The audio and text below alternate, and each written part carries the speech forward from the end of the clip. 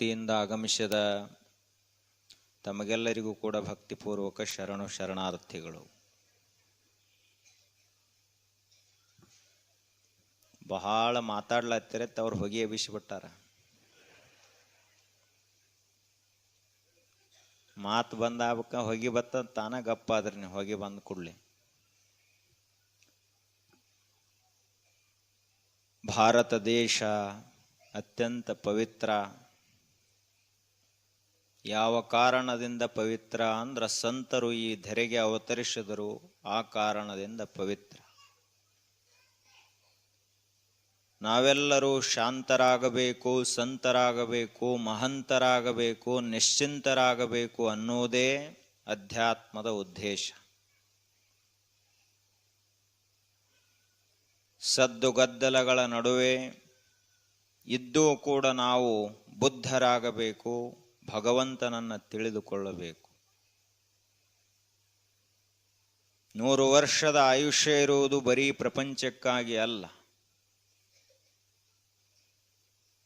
ವ್ಯರ್ಥವಾದಂತಹ ಚಿಂತೆಗಳನ್ನು ಮಾಡುವುದಕ್ಕಾಗಿ ಅಲ್ಲ.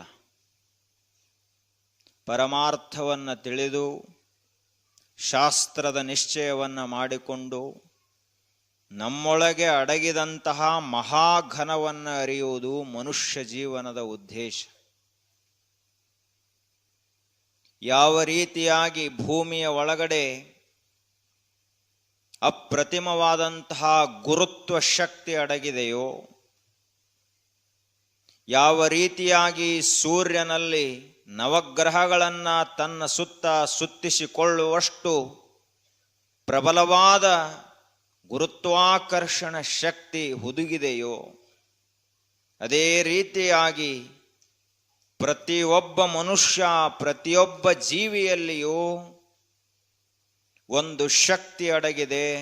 ಅದುವೇ ದೇವತತ್ವ, ಶಿವತತ್ವ.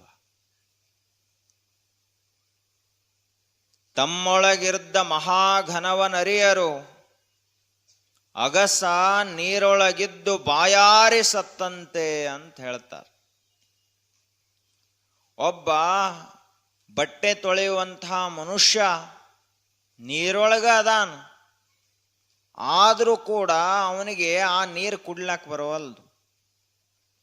ನೀರ ಅಂಥೇಳಿ ಬಾಯಾರಿ ನೀರು ಕುಡಿಲಾರ್ದ ಹೆಂಗ ಅವ ಸತ್ತು ಹೋಗ್ತಾನ, ಹಂಗ ನಾವು ಶಿವಮಯವಾದಂತಹ ಈ ಜಗತ್ತಿನಲ್ಲಿ ಇದ್ದು, ದೇವಮಯವಾದಂತಹ ಈ ವಿಶ್ವದಲ್ಲಿದ್ದು, ನಮ್ಮೊಳಗ ಅಡಗಿದಂತಹ ಶಿವನನ್ನು ಅರಿಯದೇ ಸತ್ತು ಹೋದಿವಿ ಅಂದ್ರ ನಮ್ಮ ಜೀವನ ಕೂಡ ಅಗಸನಂತೆ ಆಗ್ತದ. ಹಾಗಾಗಬಾರದು ಅಂದ್ರ ನಾವು ಸಂತ ಮಹಾತ್ಮರ ದಿವ್ಯವಾಣಿಗಳನ್ನು ಕೇಳಬೇಕು, ನಮ್ಮ ಜೀವನದಲ್ಲಿ ಅಳವಡಿಸಿಕೊಳ್ಳುವಂತಹ ಪ್ರಯತ್ನವನ್ನು ಮಾಡಬೇಕು. ಜ್ಯೋತಿಯ ಸಂಘವನ್ನು ಮಾಡಿದಂತಹ ಬತ್ತಿ ಕೂಡ ಜ್ಯೋತಿಯೇ ಆಗ್ತದ. ಹಾಗೆ ಒಬ್ಬ ಗುರುವಿನ ಸಾನ್ನಿಧ್ಯ ಸೇರಿದಂತಹ ಭಕ್ತ, ಶಿಷ್ಯ, ಅವನು ಕೂಡ ದೇವನೇ ಆಗ್ತಾನ. ಯಾಕೆ ಅಂದ್ರ ನಮ್ಮ ಒಳಗ ಅಂತಹ ಒಂದು ಶಕ್ತಿ ಅದ, ಅದು ನಮಗ ಗೊತ್ತಿಲ್ಲ, ನಮಗದರ ಪರಿಚಯ ಇಲ್ಲ ಅಂತ ತಿಳಿದುಕೊಂಡು ನಾವು ಸಾಮಾನ್ಯರದೀವಿ ಅಂತ ತಿಳ್ಕೊಂಡದೀವಿ. ನಾವು ಯಾರೂ ಸಾಮಾನ್ಯರಲ್ಲ. ಪ್ರತಿಯೊಬ್ಬರಲ್ಲಿಯೂ ಕೂಡ ಇಡೀ ಜಗತ್ತನ್ನೇ ಸೃಷ್ಟಿ ಮಾಡಿದಂಥ ದೇವಶಕ್ತಿ ಅಡಗದ ಅನ್ನೋದನ್ನು ನಾವು ಯಾರೂ ಮರಿಬಾರದು. ನಾವ್ಯಾರೂ ಕೂಡ ಸಾಮಾನ್ಯರೂ ಅಲ್ಲ, ಸಣ್ಣವರೂ ಅಲ್ಲ, ಬಡವರೂ ಅಲ್ಲ, ದೀನರೂ ಅಲ್ಲ, ಅನಾಥರೂ ಅಲ್ಲ. ಯಾಕೆ ಅಂದ್ರೆ ಇಡೀ ವಿಶ್ವವನ್ನ ಸೃಷ್ಟಿ ಮಾಡಿದಂತಹ ಶಕ್ತಿ ನಮ್ಮೊಳಗ ಅಡಗ್ಯದ. ಈ ವಿಶ್ವವನ್ನ ಸಂಚಾಲನೆ ಮಾಡುವಂತಹ ಒಂದು ಅದ್ವಿತೀಯ ಸಾಮರ್ಥ್ಯ ನಮ್ಮ ಒಳಗ ಪ್ರತಿಷ್ಠಿತವಾಗಿದೆ. ಕೊನೆಗೆ ಇಡೀ ವಿಶ್ವವನ್ನೇ ಉಪಸಂಹರಿಸಿಕೊಳ್ಳುವಂತಹ ಒಂದು ಶಕ್ತಿ ಅದು ಕೂಡ ನಮ್ಮೊಳಗ ಅಡಗ್ಯದ. ಹೀಗಾಗಿ ನಾವ್ಯಾರೂ ಕೂಡ ಸಾಮಾನ್ಯರಲ್ಲ. ನಾವ್ಯಾರೂ ಸಾಯುವಂಥವರಲ್ಲ, ಹುಟ್ಟಿದವರು ಅಲ್ಲ. ಇದೇನೇನ ನಡು ಕಾಣಿಸ್ತದಲ್ಲ, ಇದೆಲ್ಲವೂ ನಮ್ಮ ಭ್ರಮ ಮಾತ್ರ.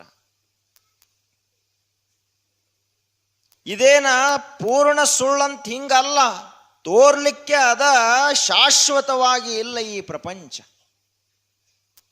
ಈ ಸತ್ಯವನ್ನ ತಿಳಿಸಲೋಸುಗವಾಗಿಯೇ ಅಧ್ಯಾತ್ಮದ ದಿವ್ಯ ಜ್ಯೋತಿಯನ್ನ ಪ್ರತಿಯೊಬ್ಬರ ಮನಸ್ಸಿನಲ್ಲಿ ಹೊತ್ತಿಸುವ ಸಲುವಾಗಿ ಧರ್ಮದ ಜ್ಯೋತಿ, ತ್ಯಾಗದ ಜ್ಯೋತಿ, ಅಧ್ಯಾತ್ಮದ ದಿವ್ಯ ಜ್ಞಾನ ಜ್ಯೋತಿಯನ್ನು ಹೊತ್ತಿಸುವ ಸಲುವಾಗಿಯೇ ಒಬ್ಬ ಮಹಾಪುರುಷನ ಅವತರಣ ಈ ವಿಶ್ವದಲ್ಲಿ ಆಯಿತು. ಆ ಮಹಾಪುರುಷ ಹೇಗಿದ್ರು ಅಂದ್ರ ಏನನ್ನು ಹಚ್ಚಿಕೊಳ್ಳಲಿಲ್ಲ ಜೀವನದಲ್ಲಿ. ಬಯಲದೇಹಿಯಾಗಿಯೇ ಜನಿಸಿದರು, ಬಯಲದೇಹಿಯಾಗಿಯೇ ಬದುಕಿದರು. ಕೊನೆಗೆ ಮಹಾಬಯಲಿನಲ್ಲಿ ಬಯಲಾಗಿ ಹೋದಂತಹ ವ್ಯೋಮಕಾಯ ಸಿದ್ಧ ಮಹಾಯೋಗಿ ವರೇಣ್ಯ ಮಹಾನಾಥ ಅಲ್ಲಮ ಪ್ರಭುದೇವರು. ಅಲ್ಲಮ ಪ್ರಭುದೇವರು ಅಂದ್ರೆ ಸಾಮಾನ್ಯರಲ್ಲ. ಬಸವಣ್ಣನವರು ಕೂಡ ಒಬ್ಬರೇ ಈ ವಿಶ್ವದಲ್ಲಿ, ಹಾಗೆಯೇ ಅಲ್ಲಮ ಪ್ರಭುದೇವರು ಕೂಡ ಒಬ್ಬರೇ. ಅಂತಹ ಸಾಮರ್ಥ್ಯ ಅವರಲ್ಲಿ ಇತ್ತು. ಪ್ರಭುದೇವರಂದ್ರ, ಪ್ರಭು ಅಂದ್ರ ಒಡೆಯ. ಯಾವುದಕ್ಕ ಒಡೆಯ? ತನ್ನ ಮನಸ್ಸಿಗೆ ತಾನೇ ಒಡೆಯ. ಇಡೀ ಶರಣ ಸಂಕುಲಕ್ಕೆಲ್ಲ ಒಡೆಯ. ಕಾಮಕ್ರೋಧಾದಿಗಳನ್ನ ಮೆಟ್ಟಿ ನಿಂತಹ ಧೀರ ಶೂರ, ಪ್ರಬುದ್ಧ ಅಂತ ಕರೀತಾರೆ. ಪ್ರಬುದ್ಧ ಅಂದ್ರ ಯಾವ ಮನುಷ್ಯ ಸಾಮಾನ್ಯ ತಿಳುವಳಿಕೆಯಿಂದ ಉತ್ಕೃಷ್ಟವಾದ ತಿಳುವಳಿಕೆ ಹಂತವನ್ನು ತಲುಪ್ತಾರಲ್ಲ, ಅವನಿಗೆ ಪ್ರಬುದ್ಧ ಅಂತ ಕರೀತಾರೆ.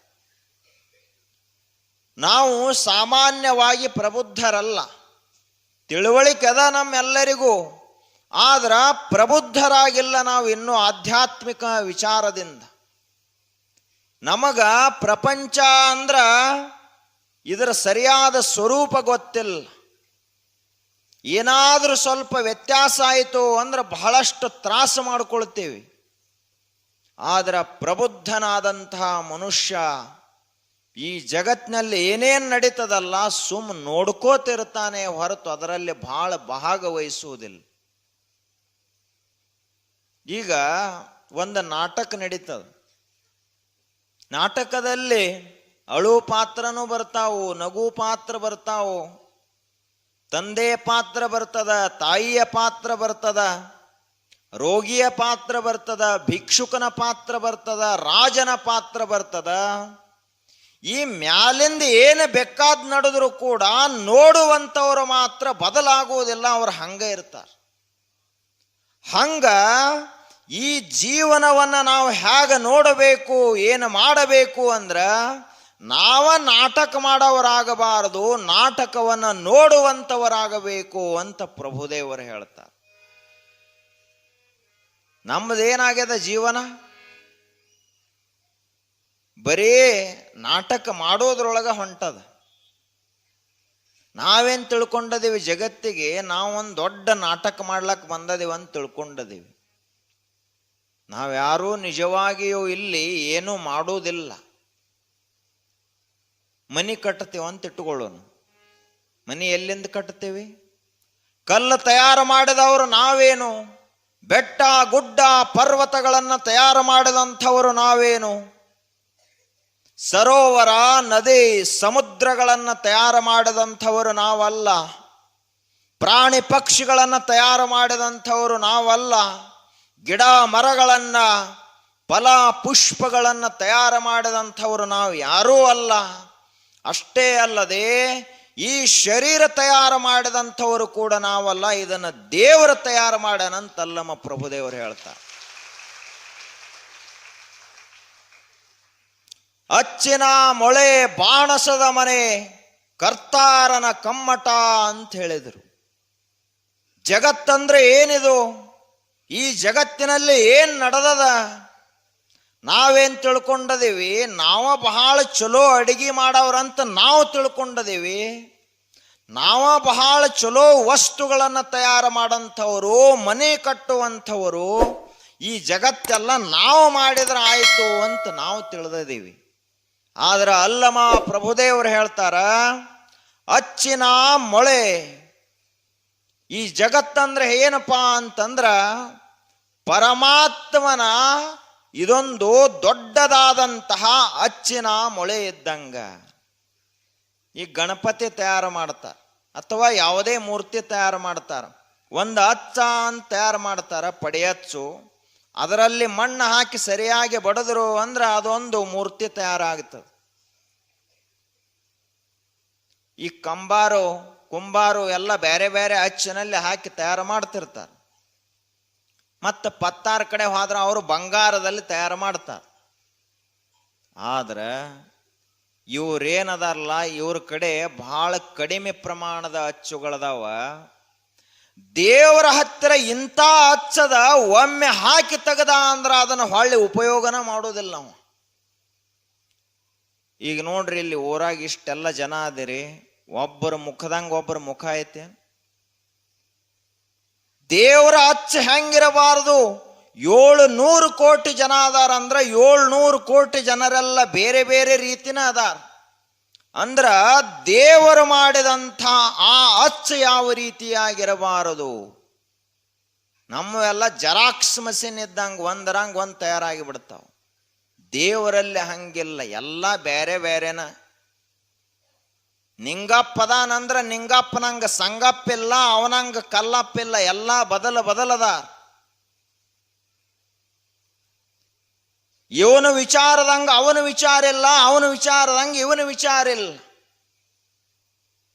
ಇರ್ಲಿಲ್ಲ ಅಂದ್ರ ಬರೇ ಜರಾಕ್ಸ್ದಂಗ ತಯಾರಾಗಿದ್ದೀವಿ ಅಂದ್ರೆ ಎಲ್ಲರೂ ಒಂದೇ ರೀತಿ ಇರ್ತಿದ್ದೀವಿ ನಾವು. ಹಂಗಿಲ್ಲ. ದೇವರ ಸೃಷ್ಟಿಯಲ್ಲಿ ಈಗ ಒಂದು 10 ಬೇವಿನ ಬೀಜಗಳದಾವಂದ್ರ 10 ಬೇವಿನ ಬೀಜಗಳನ್ನು ಹಿಂಗ ಭೂಮಿಯಲ್ಲಿ ಹಾಕಿದ್ರ ಅವು 10 ಗಿಡಗಳ ಬೇರೆ ಬೇರೆ ರೀತಿನ ತಯಾರಾಗಿ ಬಿಡ್ತಾವ. ಬೀಜೆಲ್ಲ ಕಾಣ್ಲಕ್ ಒಂದೇ ರೀತಿ ಅದಾವು, ಗಿಡ ತಯಾರಾಗುವಾಗ ಮಾತ್ರ 10ಕ್ಕೆ 10 ಬೇರೆನ ತಯಾರಾಗಿ ಬಿಡ್ತಾವ. ಒಂದು ಟೊಂಗಿ ಹಂಗೆ ಇನ್ನೊಂದು ಟೊಂಗಿಲ್ಲ, ಒಂದು ಹೂವಿನಂಗೆ ಇನ್ನೊಂದು ಹೂವಿಲ್ಲ, ಒಂದು ಹಣ್ಣಿನಂಗೆ ಇನ್ನೊಂದು ಹಣ್ಣಿಲ್ಲ, ಒಂದು ಬೇರಿನಂಗೆ ಇನ್ನೊಂದು ಬೇರಿಲ್ಲಲ್ಲ. ಇಂತಹ ವೈವಿಧ್ಯಮಯವಾದಂತಹ ಸೃಷ್ಟಿಯನ್ನು ಮಾಡುವಂಥವ ಯಾರು ಅಂದ್ರ ದೇವರು ಮಾತ್ರ ಅಂತಲ್ಲಮ್ಮ ಪ್ರಭುದೇವರು ಹೇಳ್ತಾರೆ. ದೇವರಿಗಷ್ಟ ಸಾಧ್ಯದು. ಮುಂದೆ ಹೇಳ್ತಾರ, ಬಾಣಸದ ಮನೆ. ಈ ಜಗತ್ತಂದ್ರೆ ಏನು ಸಾಮಾನ್ಯ ಏನಿದು? ಪರಮಾತ್ಮ ತಯಾರು ಮಾಡುವಂಥ ಅಡಿಗೆ ಮನೆ ಇದು. ಇಡೀ ಜಗತ್ತಂದ್ರನ ಒಂದು ಅಡಿಗೆ ಮನೆ ಇದು. ಮತ್ತೆ ಎಲ್ಲಿ ಒಲೆನ ಕಾಣವಲ್ದಲ್ರಿ? ಒಲೆ ಅಂದ್ರೆ ಯಾವುದು? ಇವೇನು ಗಿಡ ಮರಗಳದಾವು, ಸಸ್ಯಗಳದಾವು, ಹುಲ್ಲದ, ಇವೇನದಾವಲ್ಲ ಇವೇ ಅಡಿಗೆ ಮನೆ. ದಿನಂಪ್ರತಿಯಾಗಿ ಪರಮಾತ್ಮ ಕೋಟಿಗಟ್ಟಲೆ ಹಣ್ಣುಗಳನ್ನು ತಯಾರು ಮಾಡಿ ಎಲ್ಲರೂ ತಿಂದು ಸಂತೋಷವಾಗಿರ್ಲಿ ಅಂತ ಹಣ್ಣು ತಯಾರು ಮಾಡಿ ಕೊಡ್ತಾನೆ. ಪರಮಾತ್ಮ ಪ್ರತಿನಿತ್ಯವೂ ಎಲ್ಲ ಕಬ್ಬ, ಬಾಳೆ, ದ್ರಾಕ್ಷಿ ಇವೆಲ್ಲ ಹಣ್ಣು ಹಂಪಲಗಳನ್ನ, ಭತ್ತ, ಗೋಧಿ, ಕಡಲೆ ಎಲ್ಲ ದವಸ ಧಾನ್ಯಗಳನ್ನ ಮೊಟ್ಟ ಮೊದಲು ತಯಾರು ಮಾಡುವಂಥವ ಯಾರು ಅಂದ್ರೆ ದೇವರು. ಬಾಣಸದ ಮನೆ. ಜಗತ್ತಂದ್ರ ಪರಮಾತ್ಮ ತಯಾರು ಮಾಡಿದ ಒಂದು ಅಡಿಗೆ ಮನೆ. ಆ ಅಡಿಗೆ ಮನೆ ಅಂದ ತಗೊಂಡು ಎಲ್ಲ ತಾಯಂದ್ರೆ ಮನ್ಯಾಗ ಅಡಿಗೆ ಮಾಡ್ತಾರೆ. ಅಂದ್ರೆ ನಿಮಕಿ ಮೊದಲು ಅಡಿಗೆ ಮಾಡಿದವ ದೇವರು, ನೀವಲ್ಲ. ನೀವೇನ್ರ ತಿಳ್ಕೊಂಡಿದ್ರ ನಾವ ಚಲೋ ಅಡಿಗೆ ಮಾಡಿದೀವಿ ಅಂದ್ರೆ ಬ್ಯಾಳಿನ ಇಲ್ಲ ಅಂದ್ರೆ ಏನ್ ನೀವು ಹೋಳಿಗೆ ಮಾಡೋರು? ಬೆಲ್ಲನ ಇಲ್ಲ ಅಂದ್ರೆ ಏನು ಹೋಳಿಗೆ ಮಾಡೋರು? ಅಕ್ಕಿನ ಇಲ್ಲ ಅಂದ್ರೆ ಏನು ಕುದಿಸೋದು, ಏನು ತಿನ್ನೋದು? ಎಲ್ಲವನ್ನ ತಯಾರು ಮಾಡಿದಂತಹ ಮಹಾ ಮಹಿಮಾ ಮೂರ್ತಿ ಯಾರು ಅಂದ್ರ ಪ್ರಭುದೇವರು ಹೇಳ್ತಾರ, ದೇವರು ಅಂತ ಹೇಳ್ತಾರ. ಕರ್ತಾರನ ಕಮ್ಮಟ. ಈ ಜಗತ್ತಂದ್ರೆ ಏನಂದ್ರ ದೇವರ ಕರ್ಮಶಾಲೆ ಇದು. ಪರಮಾತ್ಮ ಅಂದ್ರ ಊಟ ಮಾಡಿ ಗುಡ್ಯಾಗ ಮಕ್ಕಳವಲ್ಲ. ಹಗಲ ರಾತ್ರಿ ಅನ್ನದೇ ಜಗತ್ತ ಸೃಷ್ಟಿಯಾದಾಗಿನಿಂದ ಜಗತ್ತ ಲಯವಾಗುವವರೆಗೆ ಒಂದು ಕ್ಷಣ ಮಾತ್ರವೂ ಬಿಡುವಿಲ್ಲದಂತೆ ದುಡಿಯುವಂತ ಅದ್ವಿತೀಯ ಶಕ್ತಿಯೇ ದೇವರು ಅಂತ ಕರೀತಾರೆ.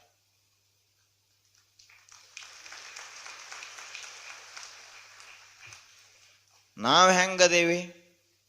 ರವಿವಾರಕ್ಕಂತೂ ಒಂದು ಸೂಟಿ ಬೇಕ. ಆ ಬಳಿಕ ಮತ್ತ ಹಬ್ಬಗಳು ಬಂದ್ರೆ ಸೂಟಿ ಬೇಕು. ಅಲ್ಲಿದಿಂದ ಇವು 2ನೇ ಶನಿವಾರ 4ನೇ ಶನಿವಾರ ಬ್ಯಾಂಕಿನವ್ರಿಗೆ ಸೂಟಿ. ಆ ಬಳಿಕ ಮತ್ತೆ ರಾಷ್ಟ್ರೀಯ ದಿನಾಚರಣೆಗಳೇ ಬೇರೆ, ವೈಶ್ವಿಕ ದಿನಾಚರಣೆಗಳೇ ಬೇರೆ, ಅವಾಗ ಸೂಟಿ. ಇದರ ನಡು ಏನಾದರೂ ದೇಶದಲ್ಲಿ ಯಾರಾದರೂ ದೊಡ್ಡ ವ್ಯಕ್ತಿಗಳ ದೇಹ ಬಿಟ್ಟರು ಅಂದ್ರೆ ಅವ್ರ ಹೆಸರ ಮೇಲೆ ಸೂಟಿ. ಇಟ್ಟು ಸೂಟಿ ತಗೊಂಡು ಮತ್ತೆ ನಾವು ಏನ್ರಿ ನಮಗೆ ಬಿಡುವನ ಇಲ್ಲ ಅಂತಂತೀವಿ. ಆದ್ರೆ ಪರಮಾತ್ಮ ಹಗಲ ರಾತ್ರಿ ಅನ್ನದೇ ದುಡಿತಾನ ಅನ್ನೋದನ್ನು ನಾವು ಯಾರೂ ಮರಿಬಾರದು. ಈಗ ಹೃದಯದ ನಮ್ಮ ಮಾತು ಕೇಳಿ ದುಡಿತೈತೆ ಅನ್ನೋದು. ನಮ್ಮ ಮಾತು ಕೇಳಿ ದುಡದಿತ್ತು ಅಂದ್ರೆ 2 ದಿವಸದಲ್ಲಿ ದಣದ ಬಿಡ್ತಿತ್ತದ ಹೃದಯ. ಆದ್ರ ನಮ್ಮ ಮಾತು ಕೇಳಿ ದುಡಂಗಿಲ್ಲ, ಅದು ಪರಮಾತ್ಮನ ಆಜ್ಞೆಯನ್ನ ಪಾಲಿಸ್ತದ. ಇಂದ ಆ ಮಗು ಹುಟ್ಟಿತು ಅಂದ್ರ ತಾಯಿಯ ಗರ್ಭದಲ್ಲಿರುವಾಗಲೇ ಉಸಿರಾಟ ಪ್ರಾರಂಭವಾಗ್ತದ. ಅಲ್ಲಿಂದ ಈ ದೇಹ ಬೀಳುವವರೆಗೂ ಕೂಡ ನಿರಂತರವಾಗಿ ಒಂದು ಪ್ರಕ್ರಿಯೆ ನಮ್ಮ ದೇಹದಲ್ಲಿ ಪ್ರಾರಂಭ ಇದ್ರೆ ಅದು ಶ್ವಾಸ ಪ್ರಕ್ರಿಯೆ. ಯಾರ ಉಸಿರನ್ನ ನಿರಂತರವಾಗಿ ಹಿಂಗ ಇದು ನಡೆಯುವಂಗ ಮಾಡ್ಯಾರ? ದೇವರು ಅಂತ ಅಲ್ಲಮ ಪ್ರಭುದೇವರು ಹೇಳ್ತಾರೆ. ಅಂತಹ ಅಲ್ಲಮ ಪ್ರಭುದೇವರು ಈ ಜಗತ್ತಿನಲ್ಲಿ ಜ್ಞಾನ ಜ್ಯೋತಿಯಾಗಿ ಅವತರಿಸಿದರು. ಎಲ್ಲಿ ಅವತರಿಸಿದರು? ಶಿವಮೊಗ್ಗ ಜಿಲ್ಲೆಯ ಶಿಕಾರಿಪುರ ತಾಲೂಕಿನ ಬಳ್ಳಿಗಾವೆ ಅನ್ನುವಂಥ ಒಂದು ಊರಿನಲ್ಲಿ ಸುಜ್ಞಾನಿ ದೇವ ಮತ್ತು ಸುಜ್ಞಾನಿ ದೇವಿ, ಆ ಬಳಿಕ ನಿರಹಂಕಾರ ಅನ್ನುವಂಥವರ ಉದರದಿಂದ ಅಲ್ಲಮ ಪ್ರಭುದೇವರು ಜನಿಸಿದರು. ಅವರಲ್ಲಿ ಸಾಮರ್ಥ್ಯ ಎಷ್ಟಿತ್ತು? ಹುಟ್ಟುವಾಗಲೇ ಹಂಗಿದ್ರವರು.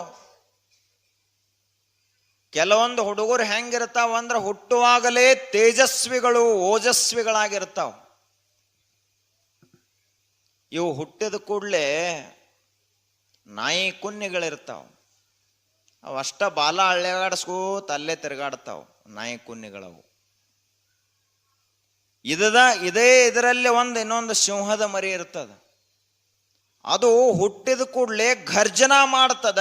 ಇಡೀ ಕಾಡಿನ ರಾಜನ ಆಗವ ಅಂತ ಅದಕ್ಕೆ ತಲೆಯಲ್ಲಿರ್ತದ. ಎದಕ್ಕ? ಒಂದು ಸಿಂಹದ ಮರಿಗೆ. ಸೀಳು ನಾಯಿ ಸಿಂಹದ ಮರಿಯಾಗಬಲ್ಲುದೇ. ಎಂದಾದ್ರೂ ಈ ಜಗತ್ತಿನಲ್ಲಿ ಒಂದು ನಾಯಿ ಕಾಡಿನ ರಾಜ ಆಗ್ಯದಂತ ಇತಿಹಾಸದ ಏನು? ಹಂಗ ನಾವು ಬರೇ ಮನೆ ಸುತ್ತ ಬಾಲ ಅಳಗಾಡಿಸ್ಕೋ ತಿರುಗಾಡ್ತಿದ್ದೀವಿ ಅಂದ್ರೆ ನಾಯಿ ಮರಿ ಇದ್ದಂಗ ಅಲ್ಲೇ ಕೂತು ಬಿಡ್ತೀವಿ. ಯಾವ ಹುಡುಗ ಹುಟ್ಟಿದಾಗಲೇ ಈ ವಿಶ್ವದತ್ತ ನೋಡ್ತಾನ, ಹುಟ್ಟಿದಾಗಲೇ ಮನೆಯ ಕಡೆಗೆ ಅಲ್ಲದೆ ದೇಶದತ್ತ ಮುಖ ಮಾಡ್ತಾನ, ತ್ಯಾಗ ವೈರಾಗ್ಯಗಳಿಂದ ಸಂಪನ್ನನಾಗಿರ್ತಾನಲ್ಲ, ಅಂತಹ ಹುಡುಗ ಈ ಜಗತ್ತಿನಲ್ಲಿ ಜ್ಞಾನದ ದೀಪವನ್ನು ಹೊತ್ತಿಸ್ತಾನ ಅಂತ ನಾವು ತಿಳ್ಕೋಬೇಕು. ಬಹಳ ಜನ ಮನೆಗೆ ದೀಪ ಆಗುವುದಿಲ್ಲ, ದೇಶಕ್ಕೇನು ದೀಪ ಆಗ್ತಾರ?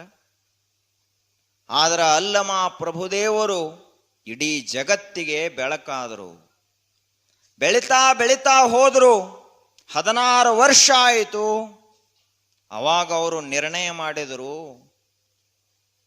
ಭೂಮಿ ನಿನ್ನದಲ್ಲ, ಹೇಮ ನಿನ್ನದಲ್ಲ, ಕಾಮಿತ ನಿನ್ನದಲ್ಲ, ನಿನ್ನ ಒಡವೆ ಎಂಬುದು ಜ್ಞಾನರತ್ನ.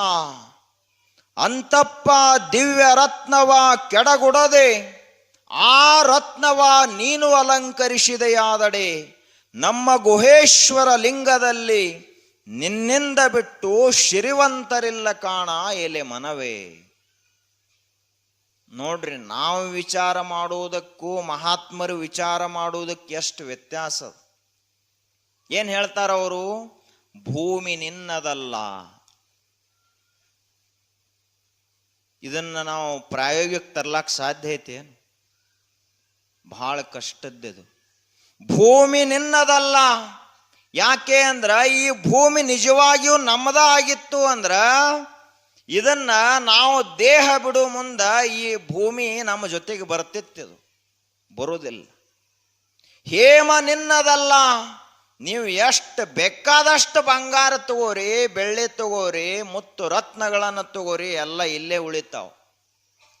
ಬೇಕಾದಷ್ಟು ನೀವು ಮಾಡಿಸ್ರಿ ಆಭರಣಗಳನ್ನು, ತಾಯಂದಿರು ಮುಂದೆ ನಿಮ್ಮ ಸ್ವಸ್ಥರಿಗೆ ಹೋಗುವವು, ನಿಮ್ಮ ಜೊತೆ ಏನು ಬರುವುದಿಲ್ಲ ಅವು. ಕಾಮಿತ ನಿನ್ನದಲ್ಲ. ನೀನು ಯಾವುದನ್ನು ಬಯಸ್ತೀಯಲ್ಲ ಅದು ಕೂಡ ನಿನ್ನ ಜೊತೆಗೆ ಬರುವುದಿಲ್ಲ.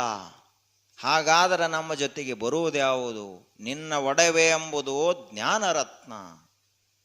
ನಿನ್ನ ಜೊತೆಗೆ ಬರುವುದು ಬರೀ ಜ್ಞಾನ ಮಾತ್ರ ಬರ್ತದೆ. ಇದು ಯಾವುದೂ ಬರುವುದಿಲ್ಲ ಜಗತ್ತಿನ ಅಂತ. ಅವು ಜಗಕ್ಕಿಕ್ಕಿದ ವಿಧಿ. ಈ ಜಗತ್ತಿನಲ್ಲಿ ಇರುವಂಥವದವು ನಿನ್ನ ಜೊತೆಗೆ ಬರುವುದಕ್ಕಾಗಿ ತಯಾರಾದವು ಅಲ್ಲವು.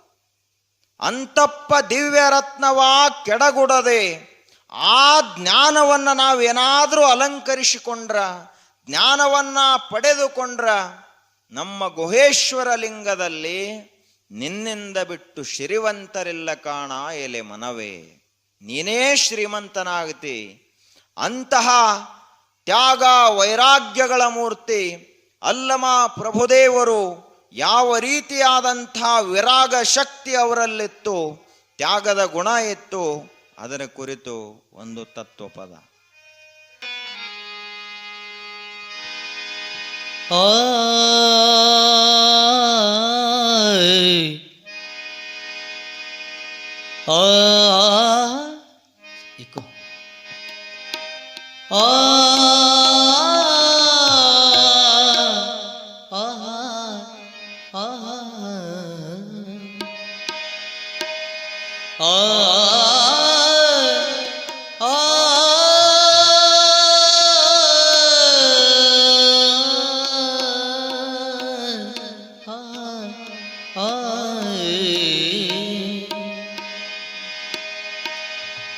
ನಿಮ್ಮನ್ನು ಪೂಜಿಸಿದವರು ಮುನ್ನವೇ ಬಯಲಾದರು.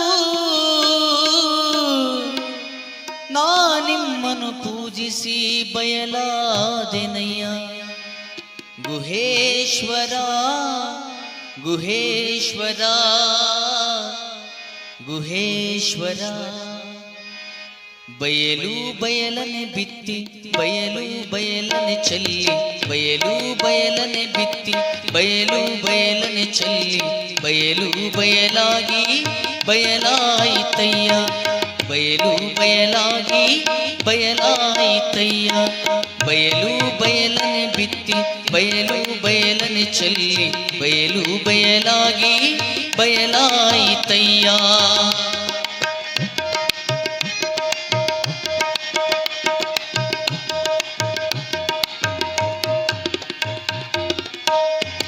ಬಯಲು ಜೀವನ ಬಯಲು ಪಾವನ, ಬಯಲು ಜೀವನ ಬಯಲು ಪಾವನ, ಬಯಲು ಬಯಲಾಗಿ ಬಯಲಾಯಿತಯ್ಯ.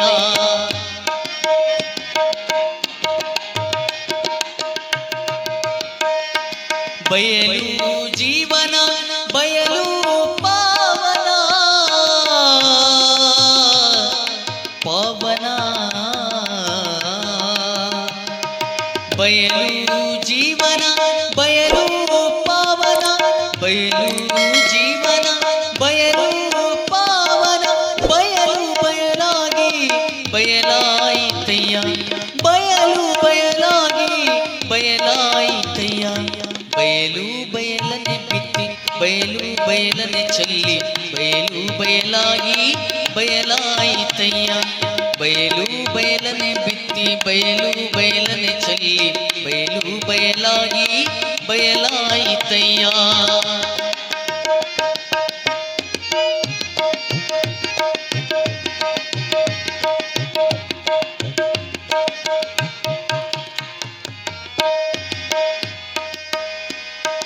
ನಿಮ್ಮನ್ನು ಪೂಜಿಸಿದವರು ಮುನ್ನವೇ ಬಯಲಾದರು. ನಿಮ್ಮನ್ನು ಪೂಜಿಸಿದವರು ಮುನ್ನವೇ ಬಯಲಾದರು. ನಾ ನಿಮ್ಮನ್ನು ಪೂಜಿಸಿ ಬಯಲಾದೆನಯ್ಯ.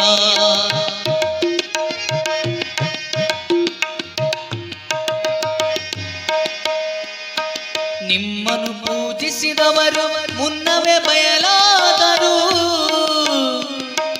ಮುನ್ನವೇ ಬಯಲಾದರು.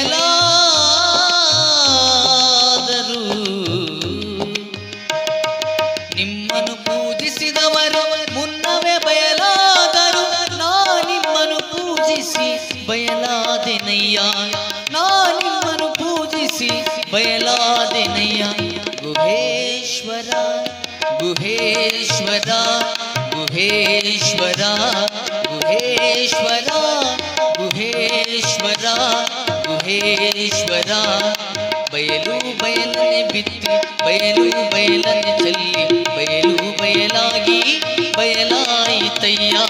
ಬಯಲು ಬಯಲನೆ ಬಿತ್ತಿ ಬಯಲು ಬಯಲನೆ ಚೆಲ್ಲಿ ಬಯಲು ಬಯಲಾಗಿ ಬಯಲು ಬಯಲಾಗಿ ಬಯಲು ಬಯಲಾಗಿ ಬಯಲಾಯಿತಯ್ಯ.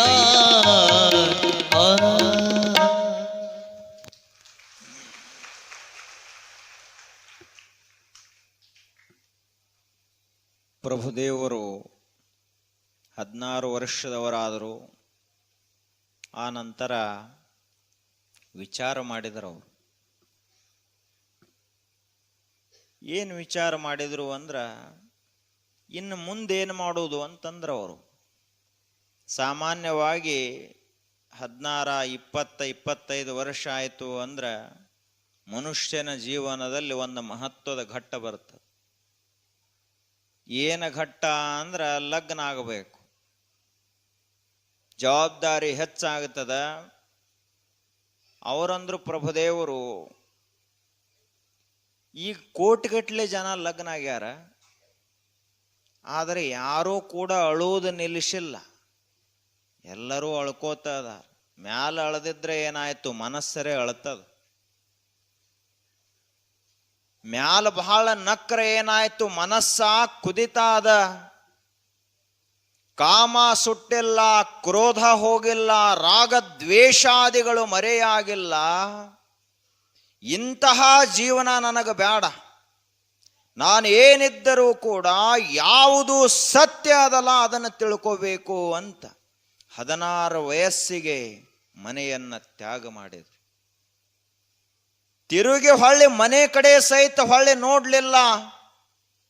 ಕೊರಳಲ್ಲಿ ಒಂದು ಮದ್ದಳೆಯನ್ನು ಹಾಕ್ಕೊಂಡ್ರು ಬಾರಿಸುವ ಸಲುವಾಗಿ. ಇಷ್ಟ ಹಾಕ್ಕೊಂಡು ಊರೂರು ಸಂಚಾರ ಮಾಡ್ತಾ ಹೊರಟು ಒಂದು ದಿನ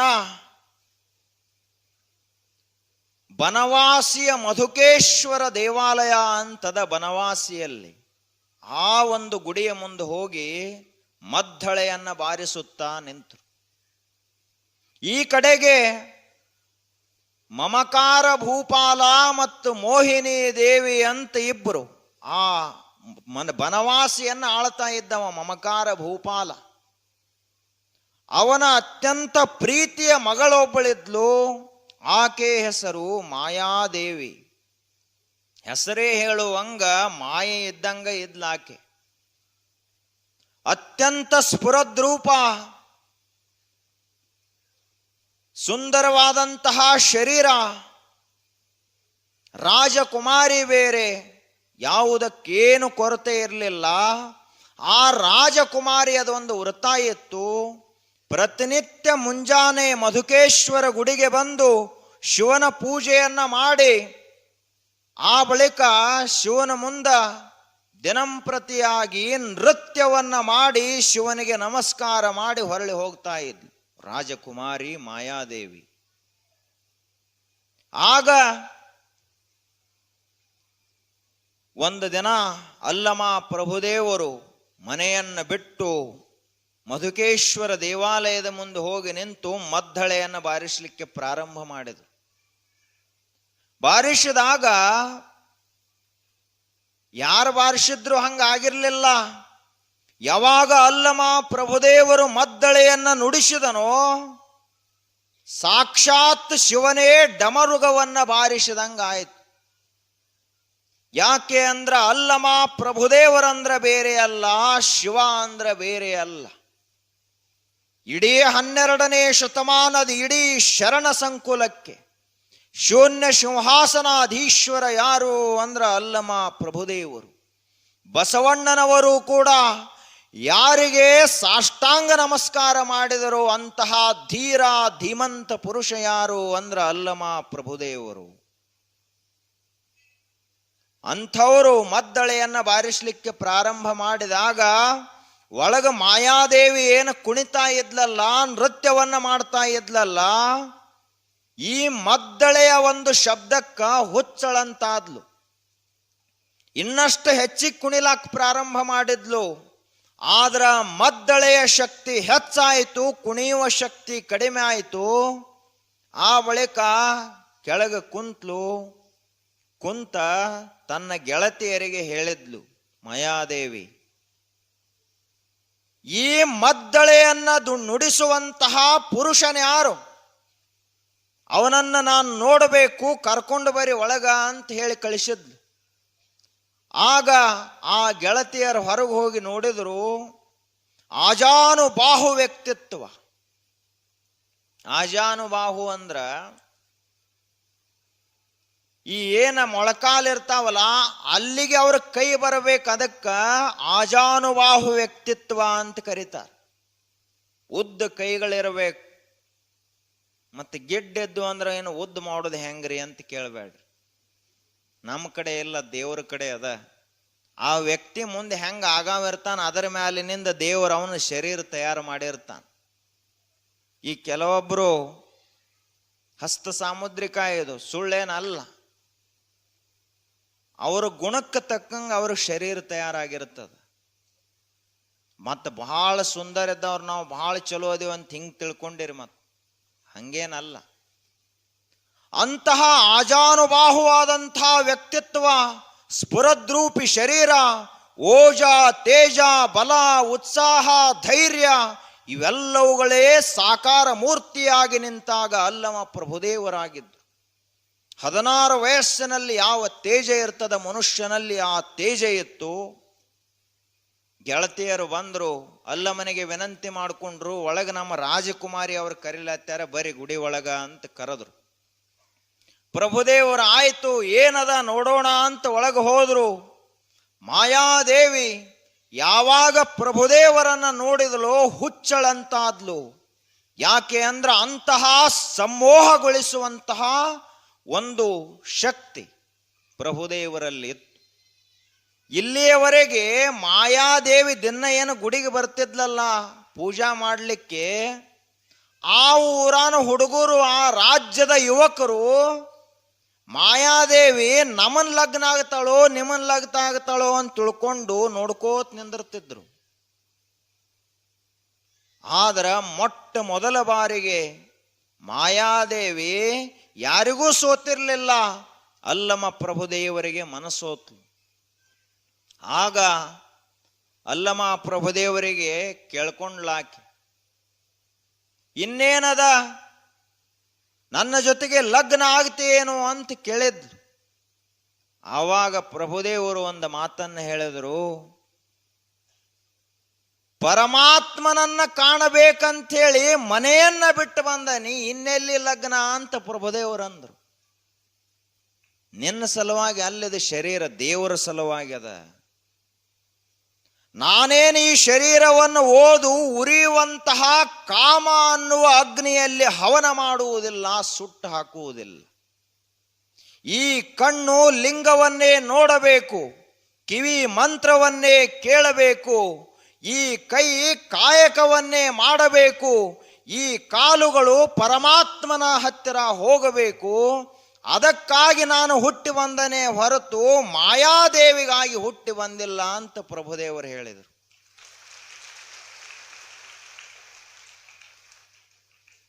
ಈಗಿನ ಕಾಲದ ಮಂದಿ ಮುಂದಿನ ವರ್ಷ ಲಗ್ನ ಐತೆ ಅಂದ್ರೆ ಈಗ ಫೋನ್ ಚಾಲು ಆಗಿಬಿಡ್ತಾವ. ತಮ್ಮ ಮುಂದಿನ ವರ್ಷ ನೀನು ಲಗ್ನ ಮಾಡ್ತೀವಪ್ಪ ಅಂದ್ರೆ ಮುಗಿತ್ ಕೆಲಸ. ಆಗ ನೋಡ್ರಿ ಅಲ್ಲಮ ಪ್ರಭುದೇವರು ವೈರಾಗ್ಯ ಹೆಂಗಿರಬಾರದು.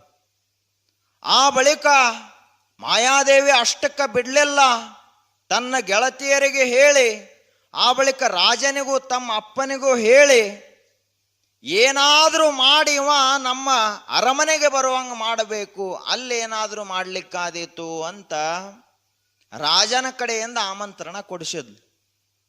ಆಯ್ತು, ಪ್ರಭುದೇವರು ಏನದ ಒಮ್ಮೆ ನೋಡೇ ಬಿಡುನು ಅಂತ ಪ್ರಭುದೇವರು ಹೋದ ಬಳಿಕ ಯಾರ ಮನಸ್ಸಿನಲ್ಲಿ ಆಸೆಗಳಿರ್ತಾವಲ್ಲ ಆ ಮನುಷ್ಯ ಸೋಲ್ತಾನ. ಒಂದು ಗೊತ್ತಿರಬೇಕು, ಯಾರು ಯೋಗಿಗಳಿರ್ತಾರಲ್ಲ ಅವ್ರು ಎಂದೂ ಸೋಲುವುದೇ ಇಲ್ಲ. ಸೋಲದಾತನೇ ವಿರತನು ಮನದೊಳಗೆ ಬಾಲೆಯರ ಸಿಂಗರವನೇ ಕಂಡು ಅಂತ ನಿಜಗುಣ ಶಿವಯೋಗಿಗಳು ಹೇಳಿದರು. ಈ ಜಗತ್ತಿನಲ್ಲಿ ಯಾವ ಮನುಷ್ಯ ಶೂರ? ಶಂಕರಾಚಾರ್ಯರು ಹೇಳ್ತಾರೆ, ಶೂರಾನ್ ಮಹಾಶೂರ ತಮೋಸ್ತಿಕೋವ ಮನೋಜ ಬಾಣೈರ್ ವ್ಯಥಿತೋ ನಯಸ್ತು. ಈ ಜಗತ್ತಿನಲ್ಲಿ ಯುದ್ಧ ಮಾಡಿ ಗೆದ್ದಂಥವನು ಶೂರನಲ್ಲ. ಈ ಜಗತ್ತಿನಲ್ಲಿ ಮಹಾನ ಪೈಲ್ವಾನ್ರದಾರ, ಶಕ್ತಿವಂತರದಾರ, ಅವರು ಶೂರರಲ್ಲ. ಬಹಳ ಕವಿಪುಂಗವರದಾರ, ಅವರು ಅಷ್ಟು ಶೂರರಲ್ಲ. ರಾಜ್ಯವನ್ನ ಆಳುವಂಥ ವ್ಯಕ್ತಿಯು ಶೂರನಲ್ಲ. ಯಾರು ಶೂರರು ಹಾಗಾದ್ರ? ಮನೋಜ ಬಾಣೈರ್ ವ್ಯಥಿತೋ ನಯಸ್ತು. ಕಾಮನ ಬಾಣ ಯಾವನ ಮನಸ್ಸಿನಲ್ಲಿ ನಾಟುವುದಿಲ್ಲಲ್ಲ ಅಂಥ ಮನುಷ್ಯ ಶೂರ ಅಂತ ಹೇಳ್ತಾರೆ.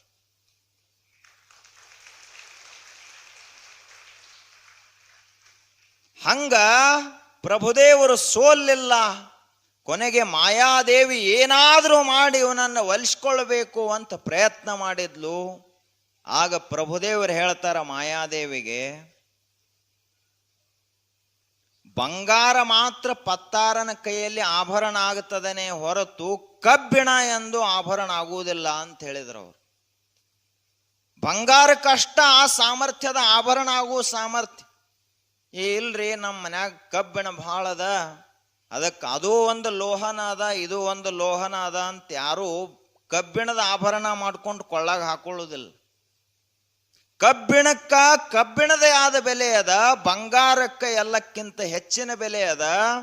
ಹಂಗ ಪ್ರಭುದೇವರು ಹೇಳಿದರು, ಈ ಜನ್ಮದಲ್ಲಿ ಲಗ್ನ ಆಗುವುದು ಸಾಧ್ಯವೇ ಇಲ್ಲ. ನಾನು ಮಾಯೆಯನ್ನ ಕುಣಿಸವನೇ ಹೊರತು ನಾನೇ ಕುಣಿಯುವವನಲ್ಲ ಅಂತ ಹೇಳಿದರು. ಮಾಯೆಯನ್ನ ಕೋಲಾಹಲಗೊಳಿಸಿದಂಥವ ಅಲ್ಲಮ ಪ್ರಭುದೇವರು. ಆ ಬಳಿಕ ಇನ್ನೂ ಒಂದು ಮಾತನ್ನ ಮಾಯಾದೇವಿ ಹೇಳಿದ್ಲು, ಪ್ರಭುದೇವರೇ ಏನಾದದ್ದಾಗಲಿ ನಿಮ್ಮಲ್ಲಿ ಆ ಸಾಮರ್ಥ್ಯ ಅದ, ಕಬ್ಬಿಣವನ್ನು ಕೂಡ ಒಂದು ಪರುಷಮಣಿ ಬಂಗಾರ ಮಾಡ್ತದಂತ ಹೇಳ್ತಾರಲ್ಲ, ಹಂಗಾದ ಬಳಿಕ ನಾ ಕಬ್ಬಿಣ ಅಂತ ತಿಳ್ಕೋರಿ, ನಿಮ್ಮ ಹತ್ತಿರ ಇರ್ಲಿಕ್ಕೆ ಅವಕಾಶ ಕೊಡ್ರಿ ಅಂತ ಕೇಳ್ಕೊಂಡ್ಲು. ಅವರು ಬಹಳ ಜಬರ್ದಸ್ತ್ ತಯಾರ ಇದ್ರು. ಸೋಲು ಒಪ್ಪಿಕೊಳ್ಳಿಲ್ಲ ಮಾಯಾದೇವಿ. ಅವಾಗ ಅಲ್ಲಮ ಪ್ರಭುದೇವರು ಹೇಳಿದರು, ಕಬ್ಬಿಣಿದ್ರ ಅದನ್ನ ಸ್ಪರ್ಶ ಮಾಡಿ ಪರುಷಮಣೆಯಿಂದ ಬಂಗಾರ ಮಾಡಬಹುದು.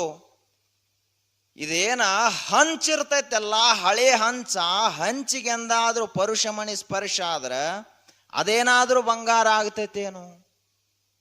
ಎಂದೂ ಸಾಧ್ಯ ಇಲ್ಲ. ಯಾಕೆ ಅಂದ್ರ ನಿನ್ನ ಮನಸ್ಸಿನಲ್ಲಿ ಕಾಮ ತುಂಬದನೇ ಹೊರತು ಪರಮಾತ್ಮನ ಭಕ್ತಿ ಅಲ್ಲ ಅಂತ ಪ್ರಭುದೇವರು ಹೇಳಿದರು.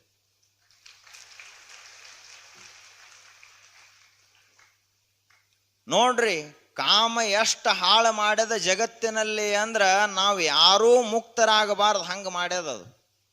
ನಮಗ ದೇವರಿಗೆ ನಡು ಇರುವಂತ ಅತಿ ದೊಡ್ಡ ತಗ್ಗ ಯಾವುದು ಅಂದ್ರ ಕಾಮ, ಕ್ರೋಧ. ಇವು ಏನದಾವಲ್ಲ, ದೇವರ ದರ್ಶನಕ್ಕ ಅತ್ಯಂತ ಪ್ರಬಲ ಅಡ್ಡಿಯನ್ನ ಮಾಡಿದಂಥವೇ ಕಾಮ ಕ್ರೋಧಾದಿಗಳು. ಆದ್ರೆ ಪ್ರಭುದೇವರು ಯಾವುದಕ್ಕೂ ಕೂಡ ಸೋಲಲಿಲ್ಲ. ಎಂತಹ ವ್ಯಕ್ತಿತ್ವ ಇರಬಾರದು? ನಮಗ ಒಂದು ಚಾ ಬಿಡ್ಲಾಕಾಗೋದಿಲ್ಲ. ಬರೀ ಇಷ್ಟು ಚಾ, ಅದು ಇಷ್ಟು ಬಟ್ಲು ಚಾ ಎಷ್ಟು ಕುಡಿತಾರ ತಾಯಂದಿರಂತೂ ಒಂದು 10-20 ಸಲ ದಿನ ಕುಡಿತೀರಿ. ಚಾ ಬಿಡ್ರಿ ಅಂತ ಹೇಳಿದ್ರೆ ಇಲ್ರಿ, ಚಾ ಬಿಡ್ಲಕ್ಕಾಗುವುದಿಲ್ಲ ಅದು. ಅದಕ್ಕೆ ಒಬ್ಬರು ತಿಳಿದವ್ರು ಹೇಳ್ತಾರ, ಈ ಜಗತ್ತಿನಲ್ಲಿ ಎಲ್ಲ ಸಮಾಜದವರು, ಎಲ್ಲ ಜಾತಿಯವರು, ಎಲ್ಲ ಧರ್ಮದವರು, ಎಲ್ಲ ದೇಶದವರು ಹೋಗುವಂಥ ಒಮ್ಮತದ ದೇವರು ಯಾವುದು ಅಂದ್ರೆ ಚಾದ ಅಂಗಡಿ ಅಂತ ಹೇಳ್ತಾರೆ. ಚಾದ ಅಂಗಡಿಗೆ ಎಲ್ಲರೂ ಹೊಕ್ಕಾರ, ಯಾರು ಬೇಕಾದ ಕುಡಿಲಿ ಅದನ್ನೇ ತಗೊಂಡು ಇವರು ಚಾ ಕುಡಿದು ಬರ್ತಾರೆ. ಚಾ ಬಿಡ್ಲಕ್ಕಾಗುವುದಿಲ್ಲ, ಇಲ್ರಿ ಚಾ ಕುಡಿಲಿಲ್ಲ ಅಂದ್ರೆ ನಮ್ಮ ತಲೆನ ಬಂದಾಕತಿ. ಆ ಬಳಿಕ ಇನ್ನು ಕೆಲವೊಂದಿಷ್ಟು ಮಂದಿ ಕುಡಿಲಿಲ್ಲ ಅಂದ್ರೆ ನಮ್ಮ ಕೈ ನಡಗ್ಲಾಕ್ ಚಾಲೂ ಮಾಡ್ತಾವ್ರಿ. ಏನು ಕುಡಿಲಿಲ್ಲ ಅಂದ್ರ, ಸೆರೆ ಕುಡಿಲಿಲ್ಲ ಅಂದ್ರೆ ಕೈ ಹಿಂಗ ವೈಬ್ರೇಷನ್ ಮಾಡ್ತಾವ್ರಿ. ಹಿಂಗ ಚಟಗಳಿಗೆ ಸೋತಂತವರು ಎಂದಾದ್ರೂ ಪರಮಾತ್ಮನ ದರ್ಶನವನ್ನು ಮಾಡ್ತಾರೇನು? ಯಾರು ಪರಮಾತ್ಮನ ದರ್ಶನವನ್ನ ಮಾಡ್ತಾರಂದ್ರ, ಯಾವ ಮನುಷ್ಯ ಎದಕ್ಕೂ ಸೋತಿಲ್ಲ, ಯಾವುದರ ಮುಂದೆ ಕೂಡ ತಲೆ ಬಗ್ಗಿಸಿಲ್ಲ, ಬರೀ ಪರಮಾತ್ಮನನ್ನೇ ನೆನೆಸ್ತಾನಲ್ಲ, ಆ ಮನುಷ್ಯನಿಗೆ ದೇವರ ದರ್ಶನ ಆಗ್ತದ. ಆಗ ಪ್ರಭುದೇವರು ಮಾಯೆಯನ್ನ ಸೋಲಿಸಿ ಮಾಯೆಯನ್ನ ಗೆದ್ದು ಅದೇನು ಬನವಾಸಿ ಅದನ್ನು ಬಿಟ್ಟು ಹೊರಟು ಹೋಗಿಬಿಟ್ರು. ಒಂದು 4 ಜನ ಗೆಳೆಯರು ಕೂಡ್ಕೊಂಡು ಒಂದು ಊರು ಜಾತ್ರೆಗೆ ಹೋದರು. ಜಾತ್ರೆಗೆ ಹೋದ ಬಳಿಕ ನಿಮಗೂ ಗೊತ್ತಾದ, ಜಾತ್ರೆಗೆ ಹೋಗಿ ದೊಡ್ಡವರು ಏನ್ ಮಾಡ್ತಾರ, ಜಾತ್ರೆ ಎಲ್ಲ ನೋಡ್ತಾರ, ತಿರುಗಾಡಿ ನೋಡಿದ ಬಳಿಕ ಕೊನೆಗೆ ಸಮಯ ಆದಂಗ ಸೂರ್ಯ ಮುಳುಗಿದಂಗ ಎಲ್ಲರೂ ಪೂರ್ಣ ಶೆರೆಯನ್ನು ಕುಡಿತಾರೆ. ಕೆಲವೊಂದಿಷ್ಟು ಮಂದಿ ಕುಡುಕರು ಜಾತ್ರೆಗೆ ಹೋಗೋದ ಕುಡಿಯೋ ಸಲುವಾಗಿ. ದೊಡ್ಡ ಜಾತ್ರೆ ಹಬ್ಬ ಮದುವೆದು ಬರಬೇಕು, ಅವ್ರಿಗೊಳ್ಳೆ ದೊಡ್ಡ ಹಬ್ಬ. ಇನ್ನು ಅದಕ್ಕಿಂತಲೂ ದೊಡ್ಡ ಹಬ್ಬ ಅಂದ್ರೆ ಗಣೇಶ ಚತುರ್ಥಿ ಬಂತಂದ್ರೆ ತೀರ ದೊಡ್ಡ ಹಬ್ಬ. ಮತ್ತು ಇದಕ್ಕಿಂತ ಅತಿ ದೊಡ್ಡ ಕುಡುಕರ ಹಬ್ಬ ಅಂದ್ರೆ ಎಲೆಕ್ಷನ್ ಬತ್ತಂದ್ರೆ ಭಾಳ ದೊಡ್ಡ ಹಬ್ಬ ಅದು.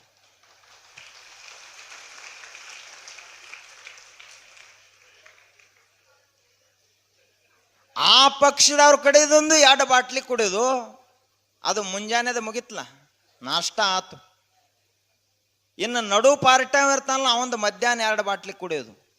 ಯಾವ ಪಕ್ಷಕ್ಕೆ ಹೋಟ್ ಹಾಕಬೇಕಂತಲ್ಲ ಅವನ ಕಡೆ ರಾತ್ರಿ 4 ಬಾಟ್ಲಿ ಕುಡಿದು ಮಲಗಿದ ಅಂದ್ರೆ ಮುಂಜಾನೆನೆ ಹೇಳೋದು. ಎಲ್ಲಿ ಮಕ್ಕೋತಾನ? ಆ ನಾಯಿಗಳು ಎಲ್ಲಿ ಮಕ್ಕೋತಾವಲ್ಲ ಅಲ್ಲಿ ಮಕ್ಕೋತಾನ. ಅವ ನಾಯಿಗಳು ಇವತ್ತು ಜಾಗ ಕಡಿಮೆ ಆಗೈತ್ಲ ಅವಂತಾವು, ನಮ್ಮ ಜಾಗದಾಗ ಇವ್ಯಾವ ಬಂದ ಅಂತಾವ ನಾಯಿಗಳು. ಮನ್ಯಾಗ ಚಲೋ ಹಾಸಿಗೆ ಅದಾವು, ಕಾಟ ಅದ, ಗಾದೆ ಅದ, ಪಾಪ ತಾಯಿ ಅಡಿಗೆ ಮಾಡಿಟ್ಟಾಳು ಹೋಳಿಗೆ ತುಪ್ಪ, ನನ್ನ ಮಗ ಬಂದು ಉಣ್ತಾನಂತ ಹೇಳಿ ಇದು ಹೋಗಿ ನಾಯಿಗಳ ಜೋಡಿ ಮಲ್ಕೋತು. ಅವು ಹಂದಿಗಳು ಎಂದೂ ಬರ್ಲಾರ್ದ ಮನುಷ್ಯ ಈ ಇಲೆಕ್ಷನ್ದಾಗ ಯಾಕೆ ಬಂದ್ ನಮ್ಮ ಕಡೆಗೆ ಅಂತ ಅವು ಲೋಡ್ ಹೆಚ್ಚಾಗೈತಿ ಗಾಡಿದು ಅದಕ್ಕೆ ಬಂದೈತಿ ಅಂತ. ಹಿಂಗ ಅವ್ರು 4 ಜನ ಏನು ಗೆಳೆಯರು ಹೋಗಿದ್ರಲ್ಲ ಜಾತ್ರೆಗೆ, ಎಲ್ಲ ತಿರುಗಾಡಿ ನೋಡಿದ್ರು. ನೀವೊಂದು 2 ಬಾಟ್ಲಿ ಕುಡಿಸು, ನಾವೊಂದು 2 ಬಾಟ್ಲಿ, ಹಿಂಗ ಪೂರ್ಣ ಕುಡಿದ್ರು. ಕುಡಿದ ಬಳಕ ಸುದ್ದಿಯಾಗಿ ಉಳಿತಾನ ನನ್ನ ಮನುಷ್ಯ. ಮುಂದೆ ಯಾರಿದ್ರು ನೀ ಯಾರಂತ ಕೇಳ್ತಾನ. ಹಂಗ ಯಾರು ಸುದ್ದಿಯಾಗಿ ಉಳಿಲಿಲ್ಲ, 4 ಮಂದಿ ಸುದ್ದಿಯಾಗ ಉಳಿಲಿಲ್ಲ. ಉಳಿದ ಬಳಕ ಹೊಳೆ ಆಚೆ ಕಡೆ ಇವರು ಹೊಳೆ ಈಚೆ ಕಡೆ ಗುಡಿ ಜಾತ್ರೆಗೆ ಇವರು ಬಂದಿದ್ರು. ರಾತ್ರಿ 12 ಆತು. 12 ಆದ ನಂತರ ಏನು ಹೊಳೆ ದಾಟಿ ಹೋಗ್ಬೇಕಲ್ಲ, ಬಂದರು. ನಾವಿನವ್ರು ಯಾರೂ ಇರಲಿಲ್ಲ. 12ಕ್ಕೆ ಅವ್ರ್ಯಾಕಿರ್ತಾರ ರಾತ್ರಿ. ಅವರೆಲ್ಲ ನಾವು ಅಲ್ಲೇ ಒಂದು ಊಟ ಹೊಡೆದು ಹಗ್ಗ ಕಟ್ಟಿ ನಾವು ಅಲ್ಲೇ ಬಿಟ್ಟು ಹೋಗಿದ್ರಿ ಮನೆಗೆ. ಇವರು ಬಂದರು, ನಾವಿನಲ್ಲಿ ಕುಂತರು, ಹುಟ್ಟು ಹಾಕ್ಲಿಕ್ಕೆ ಪ್ರಾರಂಭ ಮಾಡಿದರು. ಯಾವ ಸುದ್ದಿಯಾಗ ಇಲ್ಲ, 4 ಹಾಕಿದ್ರು. ಅದು ಕುಡ್ದಾಗ ನೋಡ್ರಿ ಒಳಗಿನ ಲಹರಿ ನಿಜವಾದ ಹಾಡು ಹೊರಗೆ ಬರ್ತಾವತ್ತವಾಗ.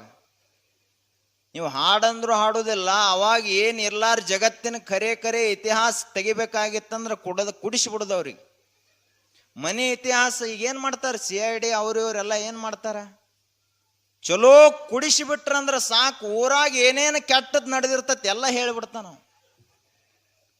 ಹಂಗ ಇವ್ರು ಹಾಡ್ಕೋತ ಆ ಹುಟ್ಟು ಕಡ್ಲಿಕ್ಕೆ ಪ್ರಾರಂಭ ಮಾಡಿದ್ರು. ಮುಂಜಾನೆ ಸೂರ್ಯ ಉದಯ ಆದ, ಇನ್ನ ದಂಡೆನ ಬಂದಿರಲಿಲ್ಲ. ಯಾಕಂದ್ರ ಅದೇನು ಗೂಟಕ್ಕೆ ಹಗ್ಗ ಕಟ್ಟಿದ್ರಲ್ಲ ಅದನ್ನ ಬಿಚ್ಚೆ ಎಲ್ಲಿ ಅವರು.